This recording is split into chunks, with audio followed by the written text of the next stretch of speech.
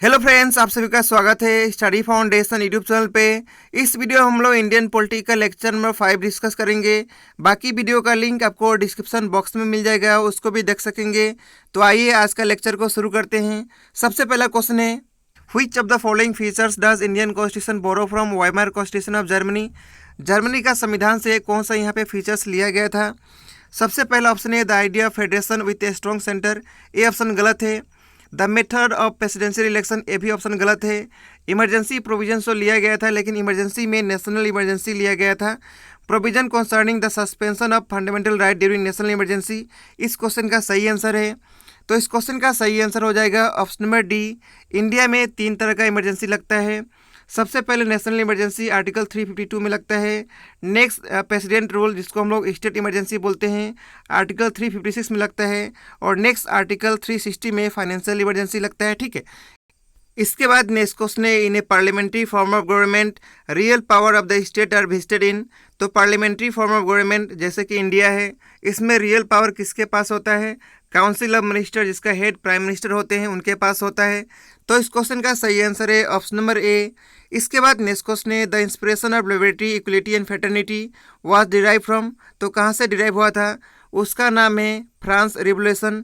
तो इस क्वेश्चन का सही आंसर है ऑप्शन नंबर बी। इसके बाद नेक्स्ट क्वेश्चन है, यहाँ पे आपको मैच करना है। एक साइड में कॉन्स्टिट्यूशनल फीचर्स दिया है, दूसरे साइड में सोर्सेस का नाम दिया है। तो आइए मैच करते हैं।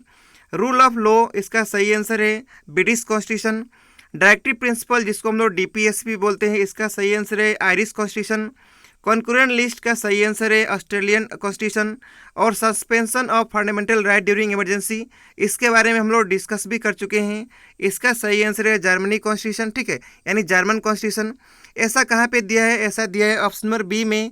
तो इस क्वेश्चन का सही आंसर हो जाएगा ऑप्शन नंबर बी। ठीक है, इसके बाद नेक्स्ट क्वेश्चन है, which of the following features and their source is wrongly match. यहाँ पे गलत मैच आपको बताना है। तो आइए डिस्कस करते हैं। जुडिशियल रिव्यू का कॉन्सेप्ट जो है यूएसए से लिया गया था। तो पहला ऑप्शन ही यहाँ पे गलत हो गया। बाकी ऑप्शन को डिस्कस कर लेते हैं। कॉन्करेंट लिस्ट ऑस्ट्रेलियन कॉन्स्टिट्यूशन, ये ऑप्शन सही है। डायरेक्टिव प्रिंसिपल आयरिश कॉन्स्टिट्यूशन, ये भी सही है। फंडामेंटल राइट का कॉन्सेप्ट यूएस कॉन्स्टिट्यूशन से लिया गया था, ये भी यहाँ पे सही है। तो इस क्वेश्चन का सही आंसर हो जाएगा ऑप्शन नंबर ए। इसके बाद नेक्स्ट क्वेश्चन है, which of the following features of the constitution of India does not resembles the American constitution. तो कौन सा यहाँ पे फीचर्स जो है अमेरिकन कॉन्स्टिट्यूशन के साथ रिजेंबल नहीं करता है? उसका नाम है पार्लियामेंट्री फॉर्म ऑफ गवर्नमेंट, जो कि इंडिया में चलता है। तो इस क्वेश्चन का सही आंसर है ऑप्शन नंबर डी। इसके बाद नेक्स्ट क्वेश्चन है, which of the following statement regarding the preamble is correct. यहाँ पे प्रेम्बल के बारे में आपको बताना है कौन सा ऑप्शन सही है। सबसे पहला ऑप्शन है, it is not enforceable in a court of law, जो कि मुझे सही लग रहा है। बाकी ऑप्शन को भी डिस्कस कर लेते हैं। The supreme court has recently ruled that it is not a part of constitution, जो कि बिल्कुल ही गलत है। प्रेम्बल जो है कॉन्स्टिट्यूशन का बिल्कुल पार्ट है। It has been amended twice, ये भी ऑप्शन यहाँ पे गलत है। ऑप्शन डी भी यहाँ पे गलत हो जाएगा। इसीलिए इस क्वेश्चन का सही आंसर है ऑप्शन नंबर ए। इसके बाद नेक्स्ट क्वेश्चन है, सेकुलरिज्म मीन्स। तो सेकुलरिज्म का मतलब क्या होता है? इसका मतलब होता है system of political and social philosophy date does not favour any particular religious faith, जो कि ऑप्शन नंबर डी में दिया है। तो इस क्वेश्चन का सही आंसर है ऑप्शन नंबर डी। इसके बाद नेक्स्ट क्वेश्चन है, which one of the following statement is correct. यहाँ पे कौन सा ऑप्शन सही है? तो आइए डिस्कस कर लेते हैं। Preamble of constitution is the part of the constitution and can be amended under article 368, ये ऑप्शन गलत है। एक कॉन्स्टिट्यूशन का पार्ट तो है, लेकिन इसको अमेंड नहीं किया जा सकता है। तो यहाँ पे ऑप्शन ए गलत हो गया। Preamble of the constitution is not a part, ये ऑप्शन बिल्कुल ही गलत है। Preamble is a part of the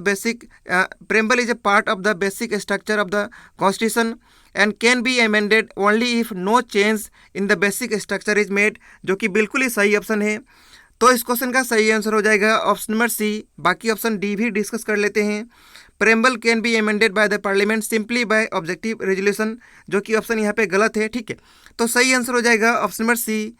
इसके बाद नेक्स्ट क्वेश्चन है, the word socialist secular unity and integrity of the nation were added to our constitution by, इसको add किया गया था 42 अमेंडमेंट 1976 में। तो इस क्वेश्चन का सही आंसर हो जाएगा ऑप्शन नंबर ए। इसके बाद नेक्स्ट क्वेश्चन है, the correct nomenclature of India according to the preamble is. तो करेक्ट ऑर्डर में आपको यहाँ पे सजाना है। सबसे पहले सोवरेन आता है, उसके बाद सोशलिस्ट आता है, उसके बाद सेकुलर आता है, उसके बाद डेमोक्रेटिक रिपब्लिक आता है। तो इस क्वेश्चन का सही आंसर हो जाएगा ऑप्शन नंबर सी। यहाँ पे देख भी सकते हैं जो प्रेम्बल है इंडिया का। इसके बाद नेक्स्ट क्वेश्चन है, in India the concept of single citizenship is adopted from. तो कहाँ से एडोप्ट किया गया था? इंग्लैंड से। तो इस क्वेश्चन का सही आंसर है ऑप्शन नंबर ए। इसके बाद नेक्स्ट क्वेश्चन है, the Indian constitution is regarded as.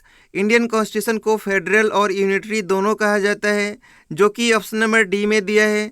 तो इस क्वेश्चन का सही आंसर है ऑप्शन नंबर डी। इसके बाद नेक्स्ट क्वेश्चन है, right to constitutional remedies comes under. एक किसके अंदर आता है? फंडामेंटल राइट के अंदर, जो कि ऑप्शन नंबर ए में दिया है। तो इस क्वेश्चन का सही आंसर है option number A. Fundamental right का कॉन्सेप्ट कहाँ से लिया गया था? यूएस से। एक कौन सा आर्टिकल में आपको मिलेगा? 12 से लेकर 35 आर्टिकल में फंडामेंटल राइट्स का कॉन्सेप्ट मिलेगा, ठीक है। इसके बाद नेक्स्ट क्वेश्चन है, fundamental freedom under article 19 are suspended during emergency caused by. तो कब सस्पेंड होता है?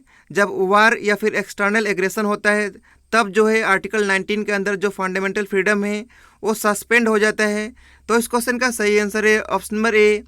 तो आज का वीडियो में हम लोग 75 क्वेश्चन डिस्कस किए हैं। बाकी जो क्वेश्चन है उसको हम लोग नेक्स्ट वीडियो में डिस्कस करेंगे। इस वीडियो का PDF आप सभी को टेलीग्राम ग्रुप में मिल जाएगा। तो आज का वीडियो में इतना ही रहेगा। Thank you so much.